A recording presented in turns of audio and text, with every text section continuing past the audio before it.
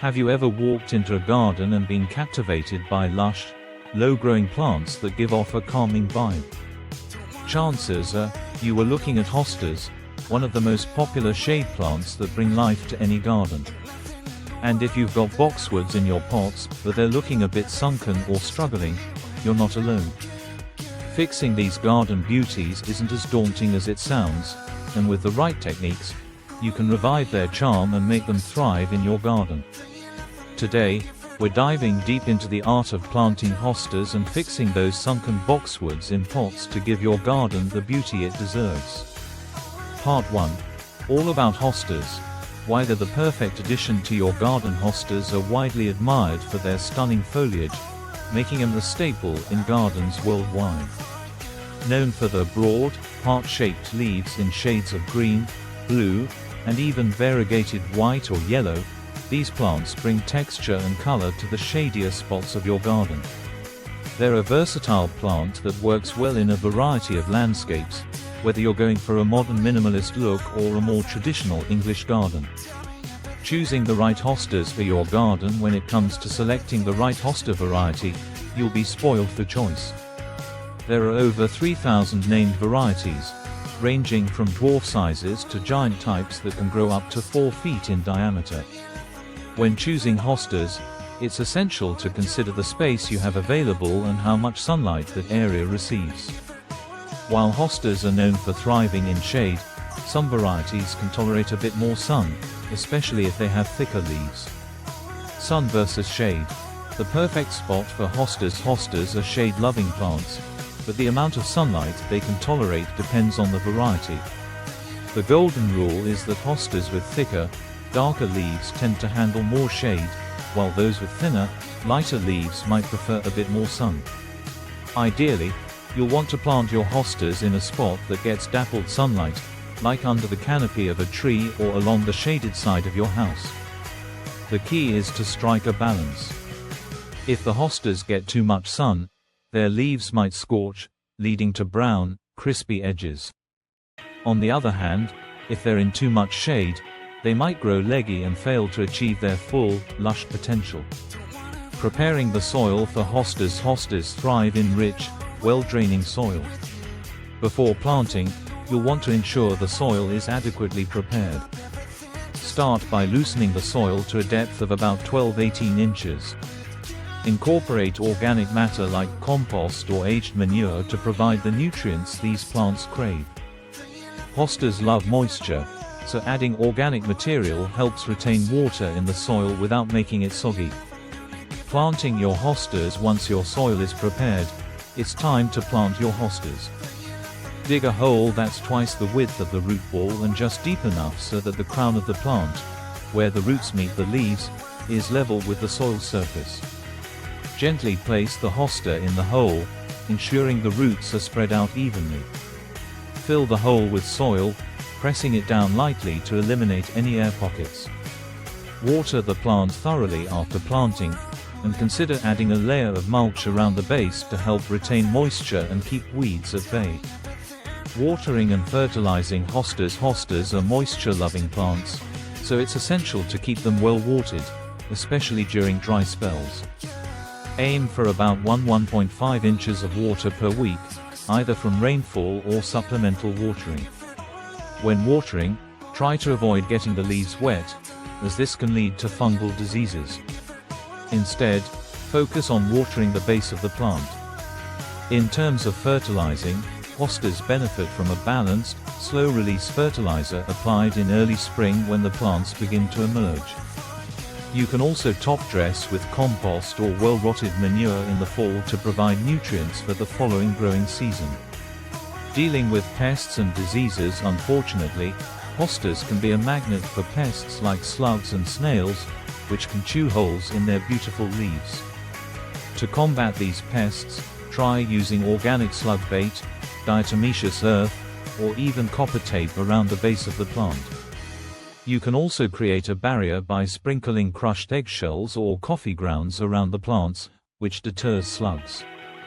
Hostas can also be susceptible to diseases like crown rot or leaf spot. To prevent these issues, make sure your plants have good air circulation, Avoid overwatering, and remove any damaged or diseased leaves as soon as you notice them. Fixing sunken boxwoods in pots.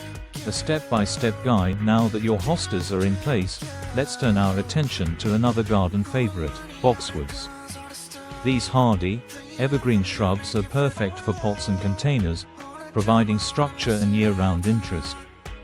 However, boxwoods in pots can sometimes sink over time, leading to poor drainage and unhealthy plants. If your boxwoods are looking a little sunken, don't worry, we're here to help you fix them. Why do boxwoods sink in pots? Boxwoods in pots can sink for several reasons. Over time, the soil in the pot can settle, causing the plant to sit lower in the container. Additionally, improper planting techniques or a lack of sufficient soil can contribute to the plant sinking. This can lead to poor drainage, root rot, and stunted growth. Assess the situation. The first step in fixing sunken boxwoods is to assess the situation. Check the soil level in the pot. Is the root ball sitting below the rim of the pot? If so, it's time to take action. Gently tip the pot on its side to inspect the root system. Are the roots tightly packed or circling the inside of the pot? If so, your boxwood may be root-bound, which could be contributing to its sinking. Remove the boxwood from the pot. To fix the sunken boxwood, you'll need to remove it from the pot. Gently grasp the base of the plant and carefully pull it out of the container. If the plant is stuck, you may need to run a knife or trowel around the edge of the pot to loosen the roots. Once the plant is out of the pot, inspect the root system.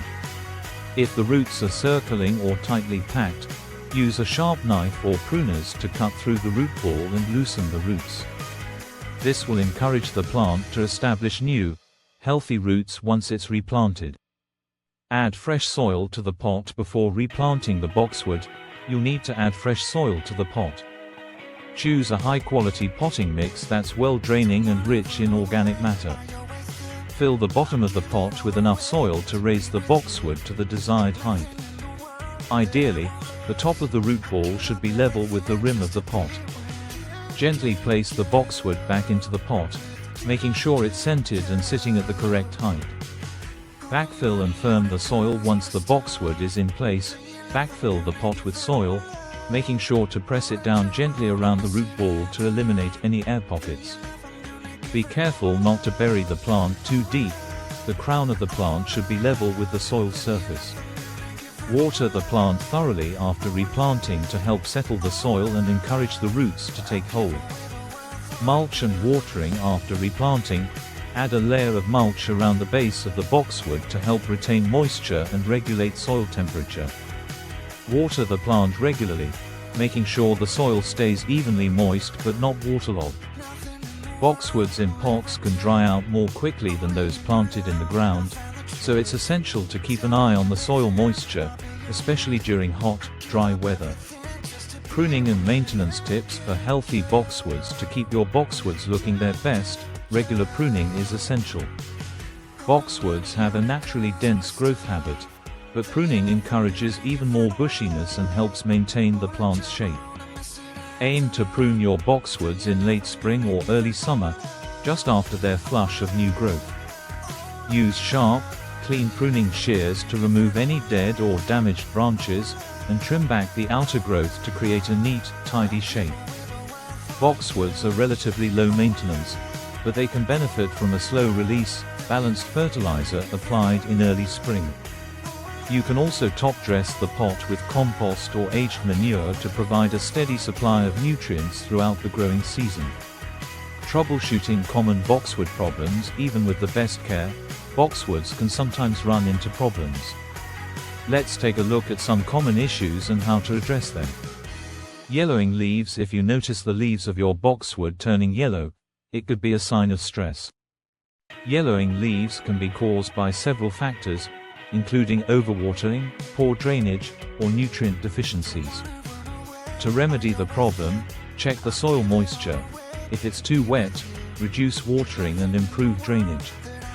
If the soil is dry, Give the plant a deep watering and consider applying a balanced fertilizer to address any nutrient deficiencies.